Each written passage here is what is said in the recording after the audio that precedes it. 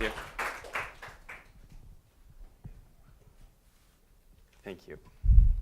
So good afternoon, and thank you for coming today. Professor Luxemburg told that my name is Ruggero Longo, and I'm a research associate at Tuscia University in Viterbo. My research concerns marble decoration and geometrical mosaics in northern southern Italy. My field of interest is the medieval Mediterranean and the formation of the Mediterranean koine through 11th, 12th, and 13th century. In my work, I also look at monuments, architectural forms, and building materials. But inlaid marble decoration, the so-called Opus Sectile technique, is my favorite tool for observing the circulation of both ideas and artisan, deepening the cultural exchanges and the formation of a medieval koine. Studying this phenomena signifies, first, to define the geographic and cultural boundaries of the medieval Mediterranean and to extend the investigation in both space and time. This is what Ole Grabar defined as a, I quote, regressive vector involving whatever preceded the creation of a monument, and a progressive one consisting of its actual uses, its impact on other monuments, end quote. By extending Grabar's idea from a single monument to a set of significant monuments related to a given phenomenon, it is possible to identify the Byzantine tradition as the background for and source of the Opus Sectile decoration of northern southern Italy, while the successive production involves the Islamic world. This step induced me to become interested in the Islamic experience of the Opus Sectile, querying its origin, its development, and its peculiar features. In my talk this afternoon, I will discuss the Opus Sectile decoration of Mamluk, Cairo. My research is just at the beginning, but it is my intention to give you an overview of this issue and to formulate the first observation and hypothesis about the flourishing of this technique in Mamluk, Cairo. First of all, it's important to focus on some peculiar aspects of the Opus Sectile technique. The double word Opus Sectile is a Latin word used by archaeologists in the modern period to indicate a work of cut stones. Actually, we do not find this terminology in ancient sources, as in Pliny the Elder or Vitruvius, in which we find sectilia or opus interrasile, used to refer to marble pavements or decoration with inlaid stones. But opus sectile is the best word to distinguish this technique from the opus tessellatum, another classical medieval technique realized with the employment of small tessella or tessere, better known as mosaic. Truly, both opus sectile and opus tessellatum are mosaics in their meaning of juxtaposing elements, but there are substantial differences between these two techniques. The main difference is that to achieve a figure with mosaic technique, the craftsman uses a certain number of tesserae, similar in size, arranged in a peculiar ductus, describing the figure itself. The craftsman is fairly free in arranging the elements, and this freedom is commensurate to the dimension of mortar joints between the tesserae. Well-executed mosaics show an ideal proportional relationship between tesserae and mortar joints. The Opus Sectile technique, on the other hand, requires elements to be cut directly into the prescribed shape. This procedure has two implications. First, the artisan exercises particular care when cutting elements, according to a specific project that leaves no margin for error, so the elements can be arranged without causing problems. The second implication is that a greater precision of cutting will produce smaller sized mortar joints. Refined works produce subtle mortar joints. The effect is the correspondence between the mortar joints and the project design work. In practice, the line of the mortar joints ideally correspond to the project design, generally defined by a geometrical grid whose basic unit in effect is the ornamental pattern itself. The study of the ornamental patterns and their classification allow us to formulate hypotheses about their diffusion and circulation and the cultural exchange between workers. The pattern is in fact the only visual tool available to us, given that generally the Opus Sectile decorations are characterized by abstract forms. The analysis of pattern allows us to ascribe a product to a certain cultural tradition. In particular, we will see that it will be quite easy to distinguish between Latin, Byzantine, Romanesque, or Islamic origin and tradition. Beyond the ornamental patterns, which are in themselves a peculiar features of the marble decoration, we have seen the difference between mosaic and Opus Sectile. This difference does not allow us to associate the two techniques involving different skills and technologies, the use of different materials, different projects.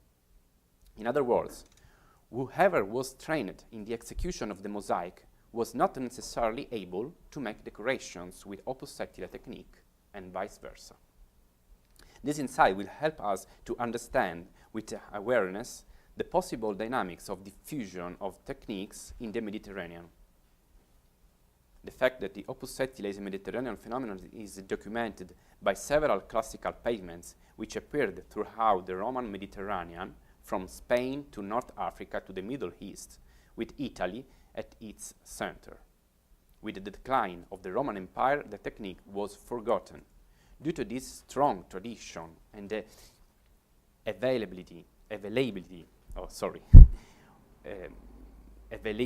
of materials for reuse, this technique stays alive in Italy and becomes a legacy for the Byzantine Empire and distinguishes Byzantine floors in religious buildings throughout the early Middle Ages up to the 14th century. During the Romanesque period, the renewed trade and cultural relations with the Byzantine territories led to a revival of the technique in Italy from the 11th century, and simultaneously contributed to its diffusion in the European continent. Yet, according to our current knowledge, the Opus Sectile does not seem to have been adopted by Islamic craftsmen or recasted by patrons of Islamic culture in this period.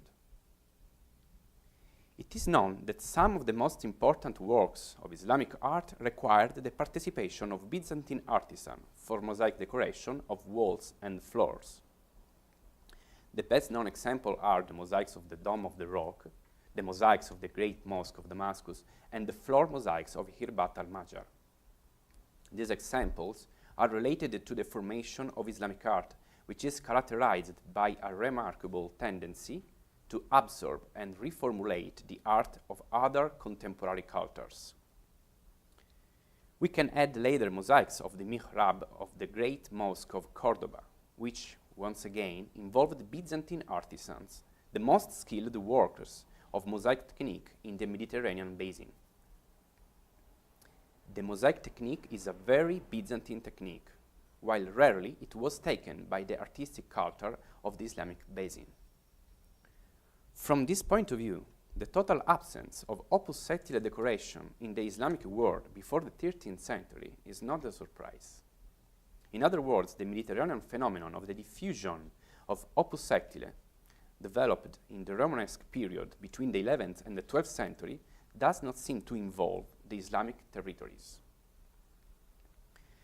One of the oldest examples of Opus Sectile in the Islamic context lies in Mamluk, Cairo, and in particular in the Al-Mansur Halaun Mausoleum, built between 1284 and 1285. The funerary complex of Sultan Halaun is one of the most important monuments of Mamluk Cairo.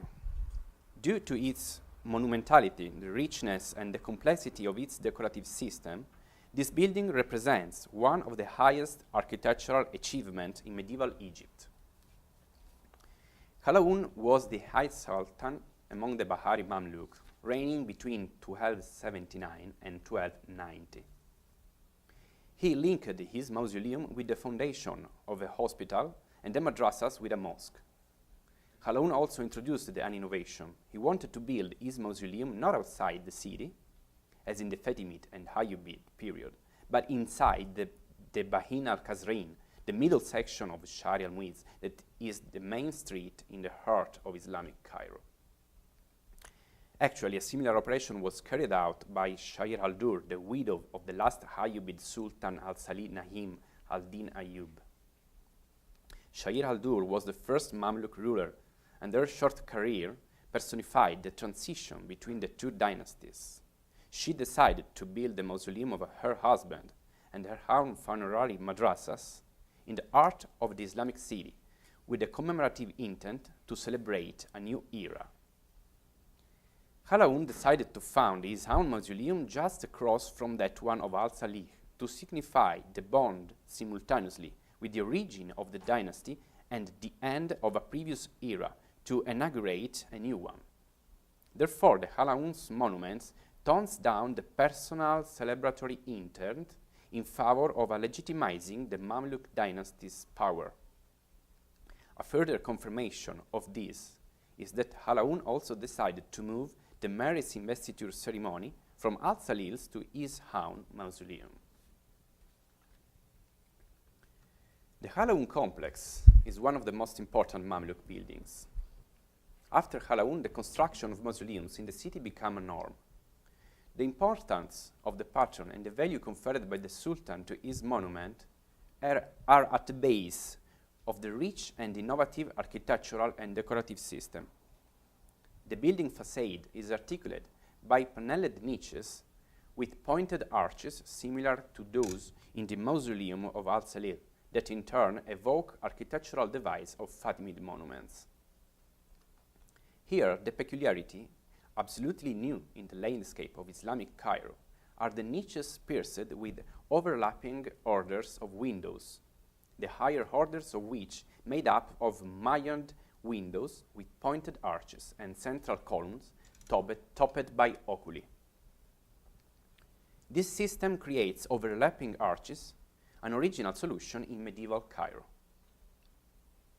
The mausoleum has a square plan of 21 for 23 meters, a system with alternately 4 columns and 4 pillars forming an octagon holding the dome. This dome was rebuilt by the Committee of Conservation of Monuments of Arabian Art between 1899 and 1903, as indicated in the epigraphic bands inside the mausoleum, restored and modified in the same period. The original dome had to be removed in the 18th century by the Ottoman Emir Abd al-Rahman Katuda in the course of his restoration. Instead, the dome, which preserves traces of stucco, is original. The rich system of architectural decoration in the mausoleum consists of 3 components: stucco, marble, and wood. The carved stucco decorates the upper portion, especially the arch soffit and the window frames. Those features, with characteristic vegetal patterns, represent a model of Mamluk stucco decoration. The lower order of the walls is decorated with a particular system of marble panels, surmounted by a wooden frieze that runs along all sides of the mausoleum and around the pillars. This system becomes common in the interior decoration of Mamluk monuments. The dado is composed of alternately white and dark marble slabs arranged vertically. Above are panels of marble inlays that fill wall and embrasures of doors and windows, enriched by columns with capitals arranged at the corners. The Opus panels are inserted between carved frames of white marble with a vegetal frieze. The frieze of carved and gilded wood, divided into 3 horizontal bands, is placed directly above the dado and marble columns. The central one is larger, and is the epigraphic band with Quranic passages. The other 2 upper and lower bands are decorated with floral and vegetal motifs. The hood is also used for the painted ceiling and the furniture, especially the doors and the screen that protects the central area wherein lies the Sultan's tomb. this musharabiyah is one of the most remarkable and best preserved wooden work of Mamluk Cairo.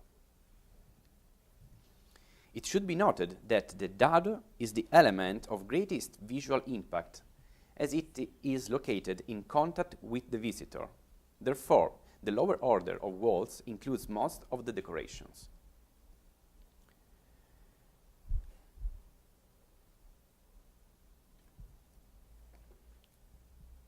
Today, the decoration of the mausoleum enjoys a good state of preservation due to the recent restoration overseen by the Supreme Council of Antiquities and completed in 2010.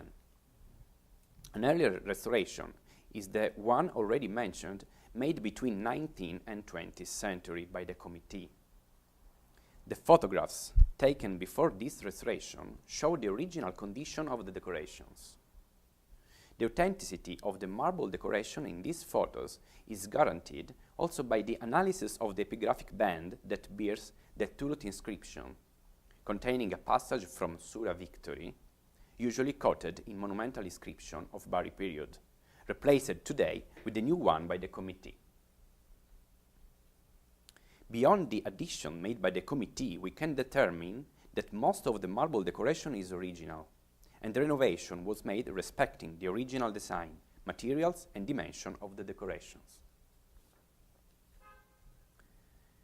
Beside the traditional art historical study, my multidisciplinary approach takes advantage of surveys and mineralogical analysis of materials. My methodology employs an initial phase of a geometrical and photographic survey of the surfaces, including walls and floor of marble opus sectile.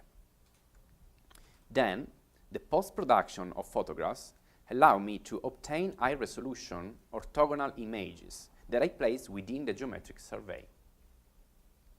The result is an orthophotographic rendering that allows for a virtual view of the decorative complex. In this way, a detailed analysis of the decorative system with patterns and related measures become possible.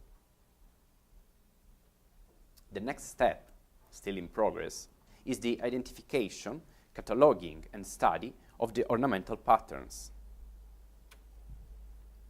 The pattern usually fills the whole available frame, which makes it easy to survey and catalog the pattern itself, because every panel corresponds to a pattern. But in some cases, there are maybe several patterns within a single panel. The cataloging of patterns is a further step for the study on the movement of artisans. It also represents a useful tool to test the hypothesis concerning the existence of albums containing directories of geometric design and patterns, probably already circulating in the 12th and the 13th century, although the oldest of such scrolls or albums date back to the 15th, 16th centuries. My focus is southern Italy, of which I have collected a large number of patterns and whose catalogue is currently being defined.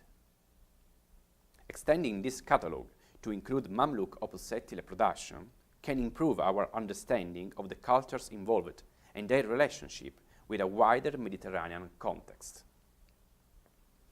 Finally, I analyze materials as a means to provide new and important information for understanding the dynamics of the development and diffusion of this technique. This methodology first documents the monument involved, both for conservation and study purpose, and also allow me to look inside the artifact, revealing special visual and technical details which might otherwise remain unnoticed. The rendering clearly shows the arrangement of the marble surface inside the mausoleum. The lower portion of the dado is the same for all sides of the mausoleum, composed of alternating light and dark marble slabs that will become a constant feature of Mamluk dado. Above is the system of marble opus sectile panels. They fill the walls and embrasures, with opus sectile framing the doors or windows occupying the lower order. In some areas, the panels are not filled in opus sectile, but are made from whole slabs of marble. Observing the set of decorations, it can be seen that the dado system favors symmetry from wall to wall, so the shape and the pattern of each panel are identical on the opposite side, with few exceptions. The ornament is exclusively geometrical and therefore abstract by definition. In this sense, it does not have special meanings, other than those that can be attributed to the geometry itself. Geometry in Islamic world could be a representation of the universe order as God created it. On this background, it is even more amazing to find, among the geometric weights, the word Muhammad. An arch shape in this sense is sufficient to evoke the Mihrab, and thus prayer and contemplation, even if they are not a Mihrab, nor indicate the direction of the Qibla. The evocative character of a geometric decoration is therefore a sufficient content. It has no need for other meanings. In fact, no other technique would be better suited to mediate such content. But the real meaning behind the marble, I believe, behind the marble decoration of the Middle Ages is probably the miracle of technique, the ability of the craftsman to mold a rigid material such as marble, bending it in the sinuous form of geometry. Arguably, the medieval viewer was captured and stunned by this prodigious effect, in the same way as the wearer is caught today, if not more. Ole Grabar defined this characteristic of Islamic art by a word derived from Greek, terpnopoiesis, that is to say, bringing pleasure. The marble geometric decoration in Opus Sectile perfectly meet this definition. The geometric nature of Islamic ornament, already experienced in plenty of other materials such as wood, stucco, carved stone, textile, have therefore a new medium, the inlaid marble, namely the Opus Sectile. What in particular distinguishes the Islamic Opus Sectile is the presence of micro-patterns with interlaced ribbons, which, as in other media like wood or stucco, forms a geometric grid and determines the formation of field usually filled by a single piece of inlaid marble. The insertion of interlaced ribbons in the process of cutting elements make the work very complex for the artisan, forcing him to prepare a rigorous project. There is in fact a rigid proportional relationship between the interlaced ribbons and the figures. This relation likely was calculated by means of special algebraic formulas. In any case, the presence of interlaced ribbons seems to be a prerogative of Islamic art, while there are no such examples in the micro-pattern decoration of Byzantine tradition. Rather, the Byzantine and Roman or Cosmatesque Opus Sectile are characterized by the presence of a curvilinear band that form the guilloche or the quincunx. This kind of pattern, that I used to call the macro pattern, involves the entire panel and not the internal fields that I call micro patterns. The marble decoration of the Mausoleum of Halaun reached its climax in the Mihrab, where all the available surface is decorated with Opus Sectile micro patterns.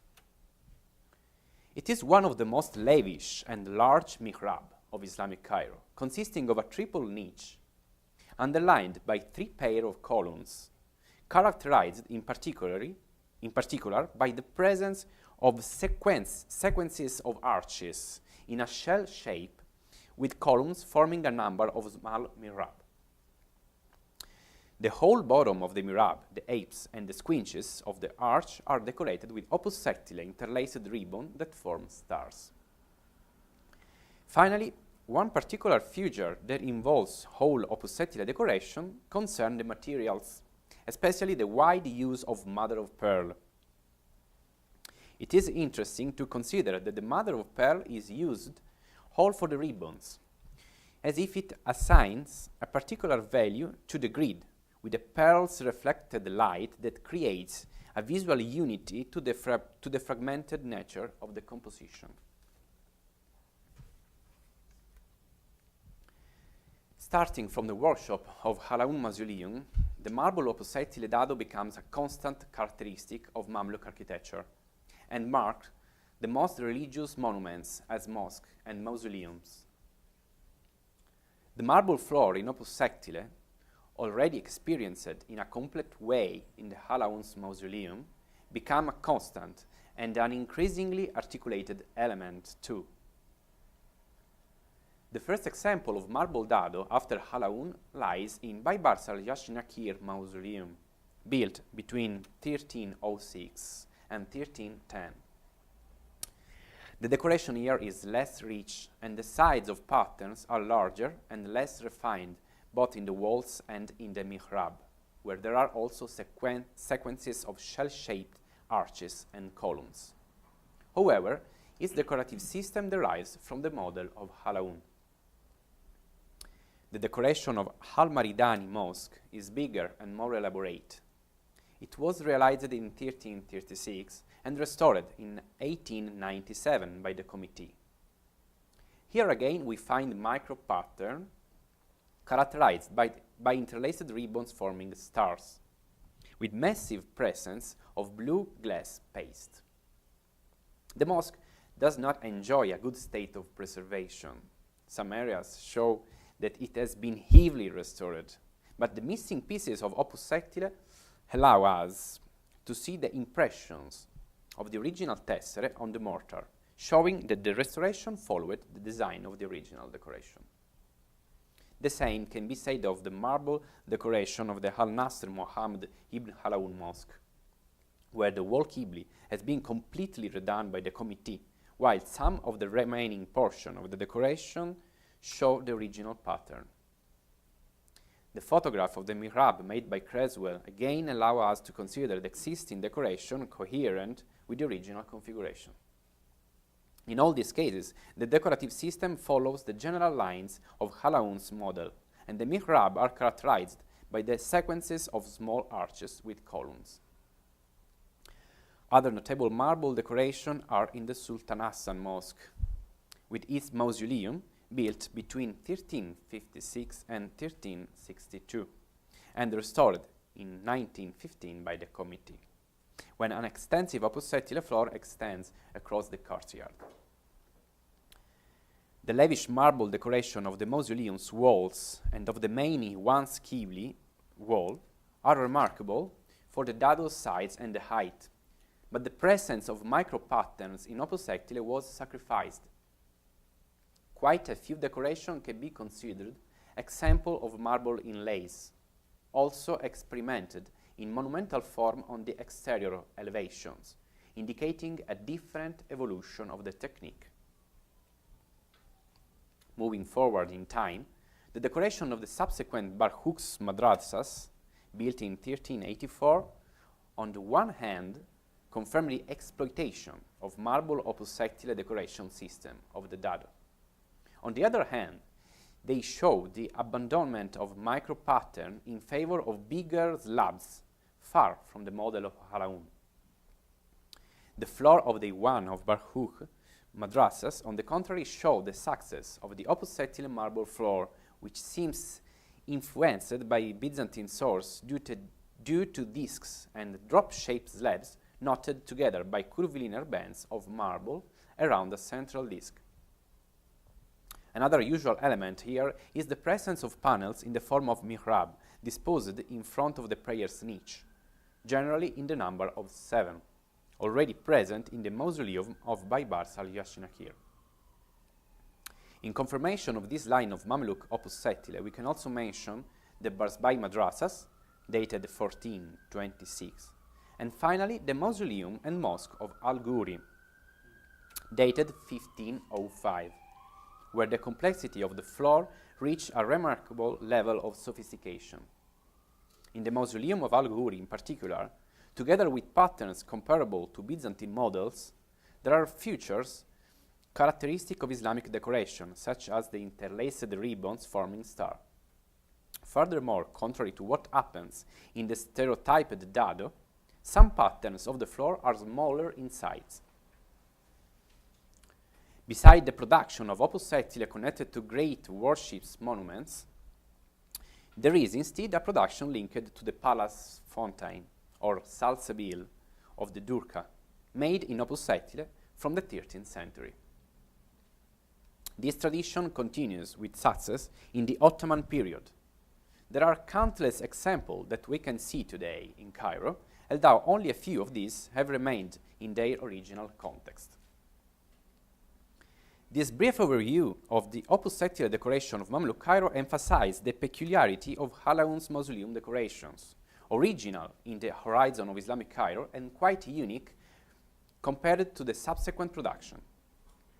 The uniqueness of Halaun's mausoleum's decoration resides in the fact that it is the oldest Opus Sectile decoration to come from Islamic Cairo. Considering that the entire complex, according to sources, was built fairly rapidly, within 13 months, we could argue that there had to be materials available as well as a well-trained workforce. The question is, were there previous examples of Opus Sectile? From where does this new technique come? In Damascus, there is one example immediately preceding Halaun's complex. It is the Hub al-Zahriya, the mausoleum of al-Zahir Baybars, who died in 1277, whose construction was begun by the son and completed by the successor of Baybars, Al-Mansur Halaun, in 1281. Some scholars, and in particular Finbar Berifrod and Nasser Rabat, have convincingly shown some elements suggesting a close link between the two monuments of Damascus and Cairo, in addition to their dependence on the model of the Great Mosque of Damascus. Among them, the first is the vine frieze, or karma, once existing in the Great Mosque of Damascus, documented in photograph before the fire of 1893 and mentioned in medieval sources together with the Mosaics, or fusaifusa. This frieze is present in Qub al-Zakriya, and we find a close parallel in the mausoleum of Halaun, namely the lower band of the wooden frieze, thus in a position quite similar to that of the Qubba in Damascus. The same decorative element reappears in other Halaunid buildings, including the mausoleum built by Al-Nasir Muhammad ibn Halaun in 1303-04. The presence of the vine frieze is not the only element that documents the impact of the great Umayyad Mosque of Damascus on Halaunid architecture. Another important feature is the mosaic. The mosaic of the upper wall of the Hub al-Zahiriya have been linked with those of the Mosque of Damascus in relation to the revival of Umayyad art to historically and politically legitimate the new Mamluk dynasty. Therefore, the restoration of the mosaics of the mosque, sponsored by Al-Zahir Baybars and began in 1261, must have formed an atelier, a team of skilled workers trained in the restoration of the mosaics and capable of producing new artifacts. Probably Halaun tested the skills of these artisan conservators in a work from scratch in the Hub al-Zahiriya. The presence of mosaic in Cairo demonstrates that Halaun probably called this team of craftsmen working in Egypt, introducing the revival of Umayyad elements in the new capital. Among these mosaics clearly deriving from the model of Damascus, we can mention those of the Mihrab of the mosque in the same Halaun's madrasas, those in the Mihrab of the mausoleum of Al-Salih Naim ibn Ayyub, which have now disappeared, and those of the mausoleum Shayarat al-Dur. These last two monuments date back to 1250, but for the reason just exposed, their mosaics have also been given a later date, probably made at the time of Halaun. Nevertheless, looking at the Qubbas Dado in Damascus and the one in Halaun's mausoleum, it seemed clear that the same team of artisans worked on the two buildings, setting the same decorative system. The same mihrab of Halaun, with the sequences of arches, or mihrab, inside, is another innovative element already present in the Kubba of Damascus, probably inspired to the Mihrab of the great Umayyad mosque, which no longer exists, but likely was characterized by the presence of small arches with columns or Mihrab, according to the description of Ibn Jubayr in 1184. The photograph before the fire of 1893 still shows the Mihrab belonging to the late Mamluk period. Perhaps it's not a coincidence that it seems to bear the same decorative system. These elements have already been highlighted by scholars. I would like to add an additional element to strengthen this hypothesis regarding the movement of artisans from Syria to Egypt in the Alauid period. That is the Opus Sectile, already present in the Hub al-Zikriya. What is surprising from this point of view is the band that separates the wooden frieze of the marble dado from the mosaics in the Damascus Kubba. Even this frieze has a close relation to the Mausoleum of Halaun. We cannot know if the Opus Sectile was inspired by an Umayyad prototype, but it seems clear that the technique flourished in the atelier of Baybars and Halaun. The question, however, emerges when we consider that the artisan trained in the mosaics technique could not ever practice the Opus Sectile technique from scratch, being so different in the materials and technique employed. The question then is, where does the flowering of the Mamluk Opus Sectile arise from? Is this a revival or a Mamluk novelty? I do not yet have answers to this question, but can formulate some hypotheses. One concerns the involvement of Byzantine artisans. Halaun strengthened trade and political relationship with the Byzantine Empire, so he may have had the opportunity to call skilled craftsmen from the Byzantine territories to fulfill his decorative programs. In this sense, the Mamluk Sultan could have continued a practice already adopted by his Umayyad predecessor, creating propaganda in the wake of the revival. In any case, the presence of the Opus Sectile in Halaunid workshops precisely demonstrates that someone with foreign knowledge must have been involved in the realization of the decorative programs. In this sense, the foreign master or artisan did not necessarily have to have been a Byzantine one, but it could also have come from an Italian region. Furthermore, a number of workers employed in Cairo included prisoners of war captured during the battles against the Crusaders, while in the same period both Mosaic and Opus Sectile were being realized in Italy, especially in Venice and Rome. In this sense, it is interesting to note that the arrangement of the floor of Halaun's mausoleum recalls the Italian style more than the Byzantine one. In this context, it is opportune to consider that if we would follow the regressive vector of the Halaun's monument, certainly Syria, the Mosque of Damascus, and the Hub al-Zahiriya would not be the only elements involved.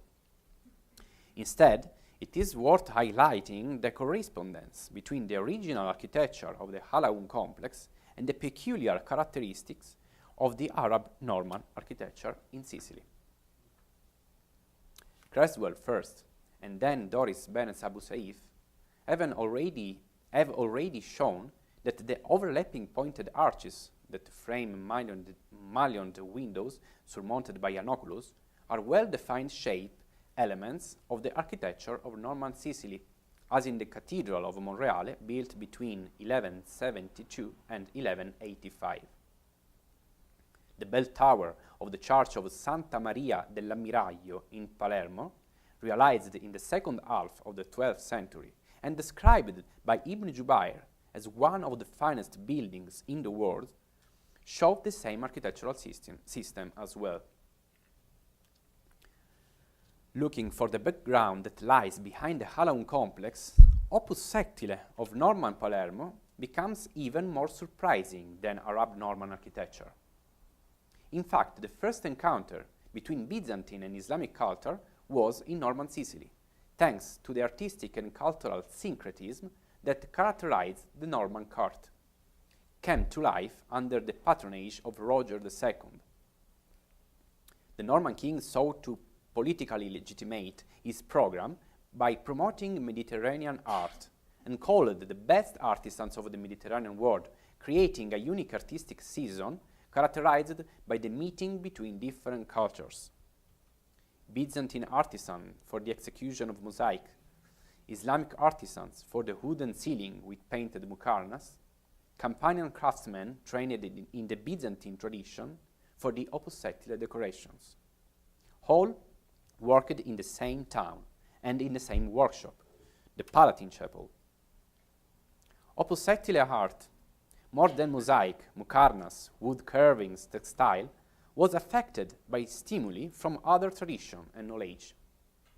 The result is the first Islamic Opus Sectile, though it was born in Norman southern Italy by the artisan with Campanian Byzantine tradition.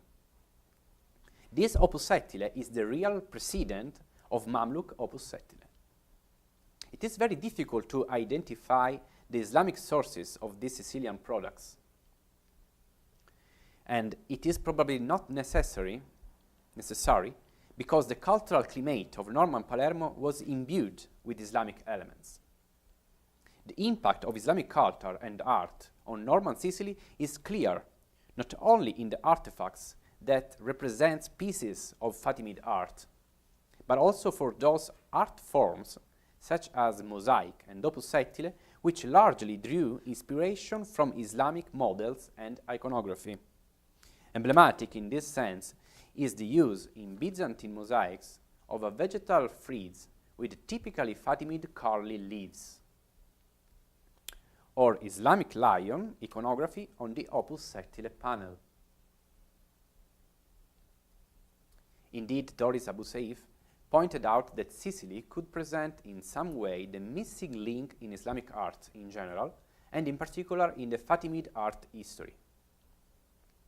Of course, this does not mean we can consider that the Sicilian Opus Sectile a Fatimid product. It is rather a typical product of the Mediterranean cuisine. But it is quite astonishing to compare the ornamental patterns employed in the Palatine Chapel, founded by King Roger II in the 1130, with those of the Mausoleum of Halaun. Both decorations with patterns of interlaced ribbons form stars characterized by small modular sides. In the Opus Sectile decorations of Palermo, the mother of pearl was not used for the interlaced ribbons, but the ribbon element was underlined, even in that case, through the use of a particularly white material, an artificial stone that is wider than natural marble, that I have identified and called stracotto, meaning overcooked stone, because it was obtained by heating limestone at high temperatures. So stracotto and mother of pearl were in parallel fashions. The use of stracotto is attested for the first time in Campania to substitute the Roman white limestone called palombino. It provides further evidence of movement of artisans between Campania and Sicily in Norman southern Italy. Therefore, Roger II called Byzantine artisans for the execution of mosaic and specialized Campanian artisans for the Opus Sectile decorations. Also, this element confirmed that skilled workers in the mosaic technique were not necessarily trained in making Opus Sectile decoration. The question of these hypothetical relationships between Sicily and Egypt is characterized by a century-long temporal gap between the two phases, not just in regard to the Opus Sectile, but also in regards to distinctive architectural elements, as discussed above. This temporal gap, however, precludes speculation on a possible continuity between the Arab Norman tradition and that of the Mamluks. While in Cairo I looked for evidence or traces of Opus Sectile decoration of Ayyubid monuments, trying to fill the temporal gap, but have found nothing so far. Sicily, however, could be seen as the oldest, or perhaps the only, evidence of a layer of Fatimid Opus Sectile, obliterated in the Ayyubid era. In other words, next to an Umayyad revival, some elements of Mamluk architecture could derive from a continuity with the architecture that characterized the first caliphate in Cairo. On the other hand, Alaun constructed the entire building in the very site of the Western Fatimid Palace, also reusing materials from the Hala of Al-Salih of Rauda, in turn constructed with Fatimids and pre-Islamic materials. Makrisi also informed us about the reuse of marble from the Fatimid Palace for the marble decoration of the dado in the Mausoleum of Baybars al-Yashnakir. We cannot, therefore, exclude the hypothesis that the Opus Sectile decoration was already developed in the Fatimid era, of which today no trace remains except in Sicilian experiments. If the architecture of the Mamluks began as a revival, even the Opus Sectile could be seen as a revival. Beyond this hypothesis, there seems to be a clear Opus Sectile revival after a century, possibly mediated by Byzantines and Crusaders through Syria. More generally speaking, Opus Sectile confirms itself as a Mediterranean art which involves the artistic culture across the regions of Islamic territory. Although the centrality of Sicily in the Mediterranean was lost after the 12th century, its contribution to the formation of the Mediterranean koine has still to be more fully understood. Thank you.